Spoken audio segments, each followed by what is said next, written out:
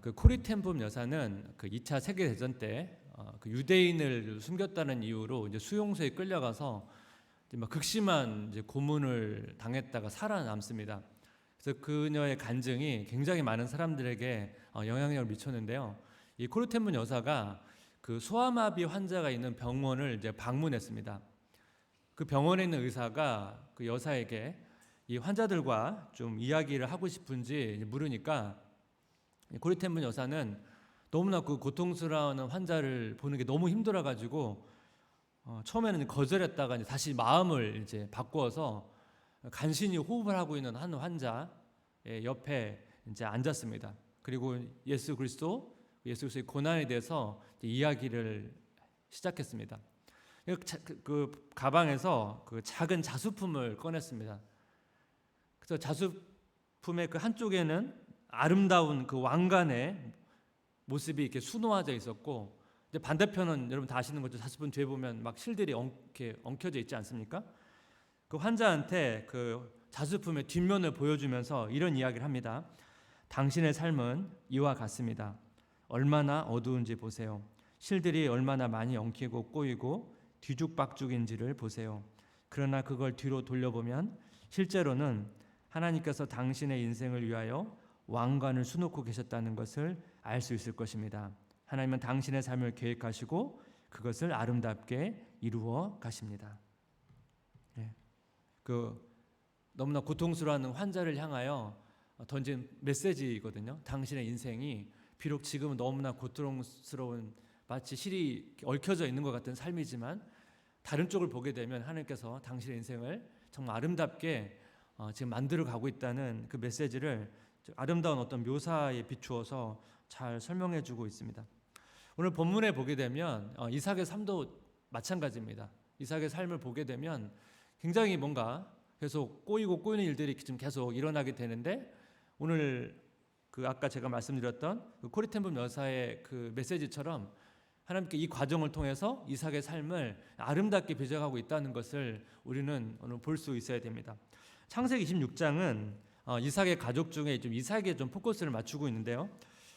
26장에서 이삭의 삶은 그 아버지 아브라함의 삶과 굉장히 비슷합니다. 뭐 고대 사회에서 인간의 삶이라는 게 되게 비슷하긴 하지만 이 창세기 저자가 의도적으로 이제 아브라함과 이삭을 비교하고 있습니다. 예를 들어서 아브라함과 이삭이 비슷하게 경험했던 경험이 있는데 그게 기근이거든요. 창세기 26장 1절 아브라함 때에 첫 흉년이 들었더니 그 땅에 또 흉년이 들매 이삭이 그랄로 가서 블레셋 왕 아비멜렉에 이르렀더니, 아브라함이 가나안 땅에 이제 거주했을 때 흉년이 들어서 가족을 데리고 애굽에 내려가게 됩니다. 이삭도 이 가나안에 흉년이 드니까 이제 본문을 보니까 이제 블레셋 그랄로 가게 되는데, 사실 이삭은 이 블레셋을 경유해서 애굽으로 가려고 했던 것 같습니다. 창세기 26장 2절 보니까 여호와께서 이삭에게 나타나 이르실 때 애굽으로 내려가지 말고 내가 네게 지시하는 땅에 거주하라. 여호와께서 이삭에게 그걸 다 아신 거죠. 멈추라는 거죠. 멈추고 애굽으로 내려가지 말고. 그러니까 아브라함과 이삭이나 비슷한 어려움이 찾아왔을 때 두 사람 모두 지금 애굽으로 가고자 하는 마음은 같은 거예요. 근데 다만 아브라함은 뭔가 이제 멈추라는 얘기가 없어서 그냥 애굽으로 간 거고, 이삭은 멈추라고 했기 때문에 지금 멈춘 거거든요. 그런 차이점이 있습니다. 근데 둘 다 어떤 어려운 상황 속에서 대처하는 모습은 되게 비슷합니다. 이런 내용들이 창세기 20장에 계속 그냥 반복이 되거든요. 그래서 오늘 아브라함과 이삭의 삶을 몇 가지 좀 비교해 가면서 믿음으로 산다는 게 무엇인지를 좀 두 가지 정도 정리해 보려고 합니다. 믿음으로 산다는 것은 첫 번째, 이해할 수 없음보다 약속을 붙잡는 것이다. 이해할 수 없음보다 약속을 붙잡는 것이다. 하나님께서 아브라함을 이렇게 부르실 때 그 명령과 약속이 있거든요. 근데 이 내용을 살펴보면 이해할 수 없음과 그 약속이 이제 같이 공존을 합니다. 창세기 12장 1절 3절 우리 한번 같이 읽어볼까요? 여호와께서 아브라함에게 이르시되 너는 너의 고향과 친척과 아버지의 집을 떠나 내가 내게 보여줄 땅으로 가라. 내가 너로 큰 민족을 이루고 내게 복을 주어 내 이름을 창대하게 하리니 너는 복이 될지라. 너를 축복하는 자에게는 내가 복을 내리고 너를 저주하는 자에게는 내가 저주하리니 땅의 모든 족속이 너로 말미암아 복을 얻을 것이라 하신지라. 여기 보시면 너희 고향과 친척과 아버지 집을 떠나라라고 하는 이 명령은 좀 이해하기 어려운 명령입니다. 전에도 이걸 한번 언급한 적이 있는데 고대 사회에는 가족과 친족이 모여 살거든요. 근데 지금 명령은 뭐예요? 그 당시 살고 있는 어떤 문화적, 사회적 어떤 진리처럼 여기는 것을 깨라는 거거든요. 그리고 또 하나 뭐예요? 그 당시 아브라함이 갈대아 우르에 살고 있어요. 갈대아 우르는 제가 전에도 한번 언급을 드렸습니다. 갈대아 우르는 그 당시 고대 도시에서 꽤 많은 사람이 살고 있는 지역입니다. 오늘날 말하면 대도시거든요. 그러니까 지금 대도시를 떠나라고 하는 거니까 아브라함에게 있어서는 이 두 가지 요청이 다 굉장히 순종하기 어려운 요청이었다는 것입니다. 이해하기 힘든. 근데 아브라함이 뭐예요? 이 약속을 믿고 갔다는 거예요. 근데 약속을 보니까 아브라함에게 너로 큰 민족을 이루고 창대하게 할 것이다. 이 약속이 있어요. 그래서 아브라함은 이해할 수 없는 내용도 있고 약속 짓었는데 이 약속 때문에 이해할 수 없지만 간 거거든요. 여러분 이삭도 비슷해요. 이삭은 지금 가나안에 살다가 지금 애굽으로 가려고 하는데 지금 그랄에 좀 머물렀죠. 또 하나님께서 약속을 하세요. 창세기 26장 3절 5절. 이 땅에 거류하면 내가 너와 함께 있어 내게 복을 주고 내가 이 모든 땅을 너와 내 자손에게 주리라. 내가 내 아버지 아브라함에게 맹세한 것을 이루어 내 자손을 하늘의 별과 같이 번성하게 하며 이 모든 땅을 내 자손에게 주리니 내 자손으로 말미암아 천하 만민이 복을 받으리라. 이는 아브라함이 내 말을 순종하고 내 명령과 내 계명과 내 율례와 내 법도를 지켰음이라 하시니라. 여기 보면 약속 있죠? 이 약속을 보게 되면 자손에 대한 약속과 땅에 대한 약속인데 아브라함에게 하신 약속과 똑같은 약속을 지금 하고 있거든요. 똑같은 이 축복을 해주겠다는 거예요. 근데 여기서 하나 이제 우리가 이제 고민해야 될 게 뭐냐면 지금 이삭이 그랄에 머무릅니다. 이 블레셋 그랄은 가나안 지방의 남부 쪽입니다. 남부 쪽인데 그랄에 머무르라고 하는 이 명령 자체가 사실은 이것도 이해할 수 없는 명령이에요. 왜냐하면 이 가나안의 남부는 사막 지역이거든요. 그리고 사실 그랄은 그 사막 지역 중에 이제 지중해 쪽이기 때문에 완전 사막 지역은 아니지만 이삭이 원래 살고 있었던 땅에 비해서는 그렇게 살기 좋은 곳은 아니에요. 이삭이 가려고 했던 애굽은 여러분 나일강에 있잖아요. 나일강은 여러분 왜 중요합니까? 비가 오지 않아도 나일강은 마르지가 않거든요. 그러니까 비가 안 오면 물을 끌어다 쓰면 돼요. 그러니까 굉장히 안정적인 거죠. 그러니까 왜 아브라함과 이삭이 왜 애굽에 가려고 했는지 여러분 아시겠죠? 너무나 자연스러운 합리적인 생각이거든요. 이삭도 이해할 수 없는 명령과 약속을 받았어요. 근데 어떻게 해요? 약속을 믿고 가는 거예요. 그러니까 아브라함과 이삭의 공통점이 있죠. 어떤 공통점이니까? 좋은 환경에서 좋지 않은 환경으로 이동을 하는 거예요. 근데 차이점이 뭡니까? 아브라함은 좋은 환경을 떠나는 거고 이삭은 뭐예요? 지금 좋지 않은 환경에 머물러야 되는 거예요. 그런 차이점이 있지만 결과적으로 같습니다. 그러니까 하나님께서 우리를 향해서 때로는 좋은 환경을 떠나게 하시거나 때로는 좋지 않은 환경에 머무르라고 하실 때가 있어요. 그러니까 뭐 여기서 척박한 환경 꼭 장소를 말하는 것은 아닙니다. 그러니까 하나님께서 지금 아브라함과 이삭에게 하신 명령이 하나님 너무 감사합니다. 어떻게 그런 곳으로 저를 인도하십니까? 그런 내용이 아닌 거예요, 사실. 가고 싶지 않은 곳에 지금 가야 되는 상황이니까 응답받았습니다. 그게 아니거든요, 지금. 그렇게 지금 간 상황이란 거예요. 이해할 수 없지만 가는 거거든요. 이 과정을 통해서 우리가 알 수 있는 게 뭐가 있습니까? 그리스도의 삶이라는 것은 하나님의 약속을 믿어도 이해할 수 없음이 해결되지 않는다는 거예요. 계속 이해할 수 없음이라는 이 문제를 안고 살아간다는 겁니다. 그리고 이해할 수 없음이라고 하는 이 환경 속에서 우리 믿음이 자란다는 거예요.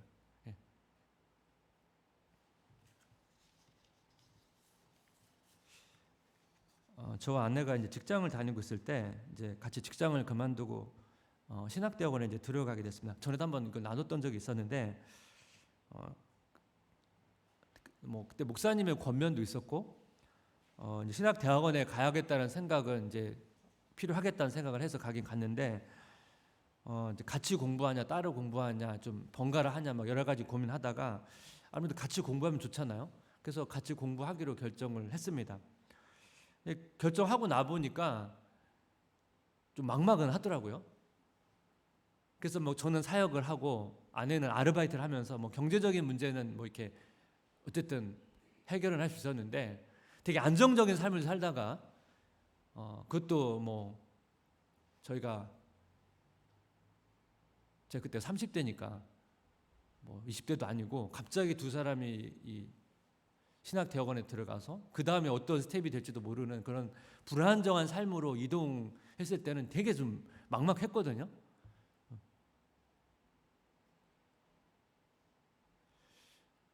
저희들이 사실 선택하고 간 거예요. 근데 돌아보니까 하나님께서 그렇게 좀 이렇게 몰고 가신 것은 아닌가. 어떻게 보면 굉장히 안정적인 삶 속에서 우리가 믿음의 훈련을 하려면 너무 안정적일 때는 사실 우리 믿음의 훈련이 좀 잘 안 될 때가 많습니다. 때로는 하나님께서 이런 것들을 떠나서 온전히 하나님께 의지하고 하나님께 의탁하는 그런 삶으로 우리를 훈련시킬 때가 있다는 것이죠. 성도의 삶도 마찬가지죠. 다 사람마다 다 다르지만 어떤 경제적인 문제, 건강의 문제, 관계의 문제, 그래서 뭔가 삶의 한 영역에서는 이해할 수 없는 영역들이 항상 우리 안에 품고 살아갑니다. 근데 중요한 것은 뭐예요? 하나님께서 그 이해할 수 없음이라고 하는 어떻게 보면 굉장히 답답하고 해결되지 않는, 계속 해결되지 않는 그 문제를 안고 가는 이 상황에서 하나님께서 어떻게 해요? 우리 믿음을 자라게 하신다는 것입니다. 이거를 우리가 믿어야 된다는 것이죠. 믿음으로 산다는 것 두 번째는 뭐냐면 축복 안에 시련을 포함하는 것입니다. 이삭이 이해할 수 없는 이제 상황에서 약속을 믿고 갔는데 하나님은 축복을 주세요. 창세기 26장 12절 13절 한번 같이 읽어볼까요? 이삭이 그 땅에서 농사하여 그의 100배나 얻었고 여호와께서 복을 주심으로 그 사람이 창대하고 왕성하여 마침내 거부가 되어. 여기서 보면 이삭이 그랄에서 농사를 져요. 아마 그 그랄 지역에 농사 이제 그쪽 사람들을 따라서 농사를 졌던 것 같습니다. 근데 어떻게 해요? 100배의 수확을 거둔다고 했죠. 근데 이거는 사실은 제가 앞에서 약간 언급했던 것처럼 이 그랄은 그렇게 농사를 졌을 때 많이 수확할 수 있는 땅은 아니에요. 앞에서 말한 갈대아 우르나 나일강 같은 경우는 일반 땅보다 수확이 많이 되는 거예요. 보통 우리가 이제 1년에 벼농사 한 번 하지만 동남아시아는 보통 이모작 하지 않습니까? 그럼 원래 수확량이 2배잖아요. 나일강이나 갈대아 이런 곳은 다른 지역보다 수확량이 훨씬 많은 곳입니다. 굉장히 안정적인 거죠. 생활의 안정성이 있지 않습니까? 실제 고대는 이 농업 기술이 발달되지 않았기 때문에 이 굉장히 환경을 통해서 이 수확량의 차이가 굉장히 많거든요. 근데 놀라운 게 뭐예요? 그랄에서 100배나 얻었고. 근데 사실 말이 안 되는 거죠. 이 100배라는 게 어떤 숫자적 의미보다는 상징적인 의미가 있는 것 같습니다. 그러니까 이삭은 그 땅에서는 사실 상상할 수 없는 수확을 거둔 거예요. 그래서 거부가 됐대요. 그럼 우리 이런 마음이 들잖아요. 하나님 저도 좀 거부가 좀 되게 해주세요. 저희를 축복해 주셔서 이런 좀 축복 좀 주세요. 근데 여러분 이후에 이삭 이야기를 들어보면 좀 생각이 달라지실 거예요. 이 축복으로 인해서 어떤 어려움이 생기는지 한 두 가지 어려움인데 첫 번째 어려움을 보십시오. 창세기 26장 14절 15절 한번 같이 읽어볼까요? 양과 소가 떼를 이루고 종이 심이 많으므로 블레셋 사람이 그를 시기하여 그 아버지 아브라함의 때 그 아버지의 종들이 판 모든 우물을 막고 흙으로 메웠더라. 이삭이 너무 잘 되니까 블레셋 사람들이 시기합니다. 근데 인간적 입장에서 블레셋 사람들의 마음도 좀 이해가 돼요. 지금 이삭이 다른 이방인이 자기 동네 와서 사는 거 아니에요? 근데 막 농사를 졌는데 이 수확량이 엄청난 차이가 나잖아요. 그거 얼마나 배가 아프겠습니까? 근데 어떻게 해요? 우물을 막아버려요. 우물. 근데 여러분, 이 고대 사회에서 물은 굉장히 중요합니다. 여러분, 아브라함, 이삭이 왜 애굽에 가려고 합니까? 물 때문에 간 거거든요. 강이나 이런 시내가 없으면 어떻게 하면 우물을 파요. 우물을 파야 이제 물을 얻을 수 있고, 주로 이제 이렇게 흉년이 들면 시내가 다 마르거든요. 그럼 웬만한 큰 강 아니고서는 대부분 다 기근이란 말이에요. 그럼 우물을 파서야만 물을 얻을 수 있거든요. 근데 여러분, 우물을 막아버렸다는 건 뭐예요? 이건 고대 사람들한테는 우물을 막는다는 죽으란 얘기예요. 근데 어려움이 하나가 아니에요. 두 번째 어려움이 있어요. 창세기 26장 16절. 아비멜렉 이삭이 이르되 네가 우리보다 크게 강성한즉 우리를 떠나라. 네가 우리보다 훨씬 많은 거를 가졌으니까 떠나라는 거예요. 고대 사회에서 땅도 중요합니다. 땅. 뭐 지금도 땅 중요하잖아요. 다 우리가 기본적으로 살아야 되는 그 공간이 필요하잖아요. 근데 고대는 더 중요해요. 왜 그러냐면 이 집단으로 같이 거주했기 때문에 자기가 살 곳이 없다는 것은 사실 물이 없는 거와 똑같은 무게로 굉장히 중요하거든요. 근데 지금 이삭이 부자가 됐잖아요. 근데 지금 이 부자가 된 것 때문에 뭘 지금 이렇게 생겼습니까? 물과 땅. 그 당시 사람들이 굉장히 중요하게 생각하는 가장 기본적 이 두 개를 지금 상실할 위기에 있는 거예요. 그럼 우리는 질문이 생깁니다. 아마 그 부자가 됐을 때 굉장히 기분이 좋았을 텐데 이 물과 땅을 잃어버리게 됐을 때 여러분 질문이 생기지 않겠습니까? 하나님께 주신 복이 이런 건가? 또 생각해 보면 차라리 부자가 안 됐으면 우물도 빼앗기지도 않고 계속 거기에 살 수 있을 텐데 이 부자가 되는 바람에 졸지에 우물도 빼앗기고 쫓겨나게 생겼잖아요. 그럼 여러분 굉장히 당연히 이삭 안에 많은 생각들이 이렇게 떠올랐을 것입니다. 왜 이렇게 그랄에 머물라고 해서 왜 이런 수모를 당해 가시나? 이해할 수 없는 그 삶이 계속 이삭에게 존재한다는 것입니다. 여러분 아브라함도 마찬가지입니다. 아브라함도 기근 때문에 애굽에 내려갔다가 자기 아내를 어떻게 보면 누이로 속여가지고 그 보상으로 엄청난 걸 받거든요. 근데 이제 결국은 발각돼가지고 가나안 땅에 올 때 그거를 그대로 이제 다 받은 것 같습니다. 가나안에 들어왔을 때 아브라함은 엄청난 거부였습니다. 창세기 13장 1절 2절. 아브라함이 애굽에서 그와 그의 아내와 모든 소유와 롯과 함께 네겝으로 올라가니 아브라함에게 가축과 은과 금이 풍부하였더라. 엄청난 부자가 돼서 왔거든요. 근데 우리가 요 다음 스토리 아시죠? 너무 이제 많아서 문제가 생겨요. 아브라함의 목자와 롯의 목자가 서로 싸워요. 그래서 서로 나눠지잖아요. 근데 여러분 아브라함에게 있어서 롯은 굉장히 특별한 존재입니다. 왜냐하면 창세기 그 앞에 내용을 쭉 따라 올라가다 보면 롯의 아버지가 일찍 죽습니다. 그래서 아브라함이 롯을 데리고 가거든요. 그러니까 아브라함 롯은 거의 아들과 같은 존재였어요. 특별히 아브라함이 자녀가 없었잖아요. 그래서 롯이 위험에 처했을 때 아브라함이 자기 그 사람들 데리고 그 전쟁을 불사르고 롯을 구출하러 가잖아요. 이 정도로 특별한 존재였단 말이에요. 근데 오히려 지금 너무나 부유해져 가지고 서로 이제 갈라져야 되는 상황이 생긴 것입니다. 여러분 다윗도 마찬가지예요. 다윗이 목자로 있는데 이제 사무엘이 갑자기 와가지고 이제 기름을 붓거든요. 사무엘상 16장 13, 14절. 사무엘이 기름 뿔병을 가져다가 그 형제 중에서 그에게 부었더니 이날 이후로 다윗이 여호와의 영에게 크게 감동되니라. 사무엘이 떠나서 라마로 가니라. 여호와의 영이 사울에게서 떠나고 여호와께서 부리시는 악령이 그를 번뇌하게 한지라. 사무엘이 갑자기 와가지고 기름을 붓고 갑자기 하나님의 영이 임하고 오히려 반대로 사울은 하나님의 영이 떠나죠. 이 이후에 이제 다윗에게 새로운 변화가 있죠. 사울을 옆에서 섬기게 됩니다. 그리고 전쟁에 나가서 골리앗을 이기고 갑자기 전쟁 영웅이 돼요. 이러면서 갑자기 다윗의 인생이 변화가 생깁니다. 다윗의 존재감이 되게 커지고 뭔가 막 인생이 되게 막 풀리는 것처럼 보여지거든요. 근데 상황이 또 이 상황이 돌아가요.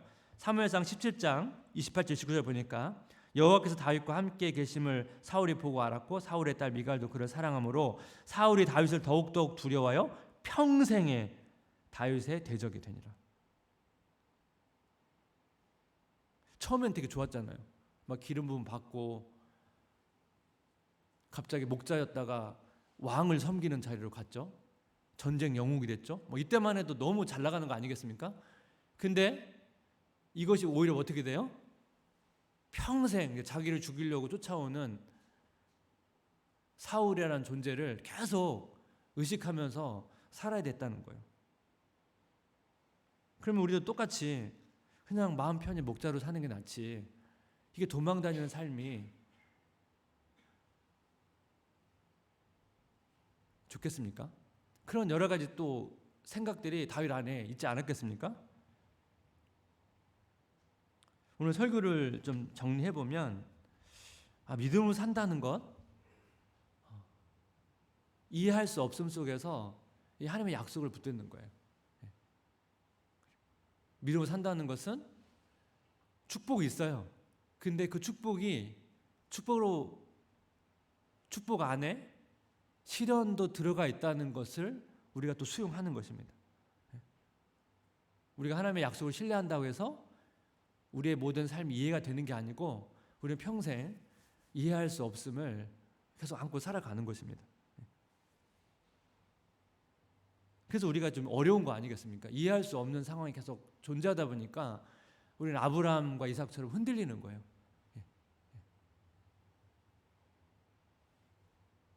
내 힘으로 할 수 없고 또 나의 계획이 막 틀어지고, 이 과정에서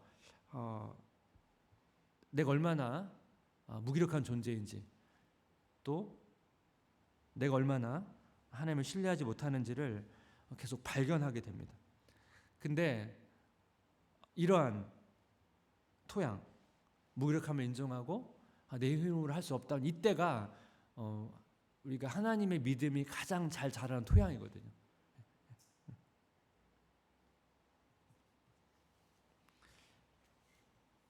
제가 직장 생활을 하다 보니까 뭐가 좀 이제 혼란이 왔었냐면, 세상은 자기 능력을 증명해야 살아남거든요. 끊임없이 경쟁 아니겠습니까? 뭔가 업무에 대해서도 평가를 받죠. 끊임없이 자기를 증명해야 살아남는 거예요. 하지만 사실 교회는 반대거든요. 교회는 자기 능력을 증명하는 게 아니거든요.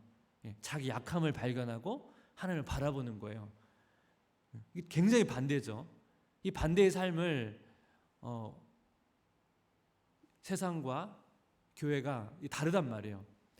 그러니까 우리가 이 두 가지가 있다 보니까 혼동이 될 때가 있어요. 그래서 교회에서도 나의 능력을 증명해야 되는 것처럼 살 때도 있고, 그러다 보니까 이 믿음으로 산다는 것이 사실은 생각보다 명확하지 않거든요. 어려움이 있는 거죠.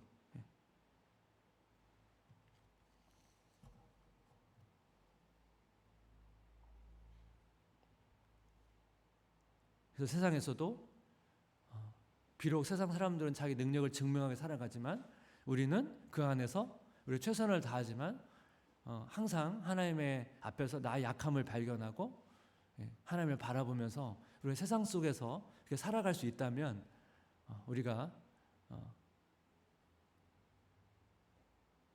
하나님께서 가장 기뻐하시는 믿음의 삶이 아닐까 생각합니다.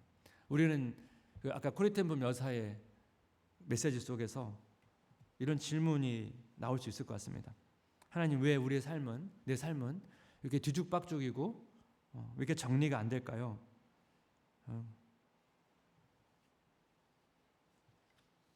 우리 삶이 원래 그렇다는 거예요. 우리의 삶은 뭔가 엉켜있고 때로는 잘 풀리지 않는 것 같지만 하나님께서 어떻게 해요? 반대편에서 우리 인생을 향해서 아름답게 수놓고 있다는 거죠. 우리를 향한 놀라운 계획 속에서 지금 아름답게 우리를 빚어가고 있다는 것입니다. 그래서 우리가 우리의 삶이 아니고 삶의 반대편에서 하나님께서 우리를 어떻게 우리를 향해서 계획하고 계시고 인도하고 있는지를 잘 보이진 않지만 보이는 것은 엉켜있는 실밖에 보이진 않지만 반대편에서 하나님께서 우리를 바라보시는 그 모습으로 우리가 하나님을 신뢰하며 나아갈 수 있다면 정말 우리가 이 땅에서 하나님께서 기뻐하시는 그런 믿음의 삶을 살아갈 수 있지 않을까 생각합니다. 그래서 이 시간에도 잘 보이진 않지만 우리 뒤편에서 우리를 향해서 지금도 아름답게 한 땀 한 땀 수를 놓아가시고 우리를 향한 놀라운 계획 속에서 우리 인도하고 가시는 그 하나님을 신뢰하며 나아가시는 성도님 되시기를 주님의 이름으로 기도하고 축복합니다.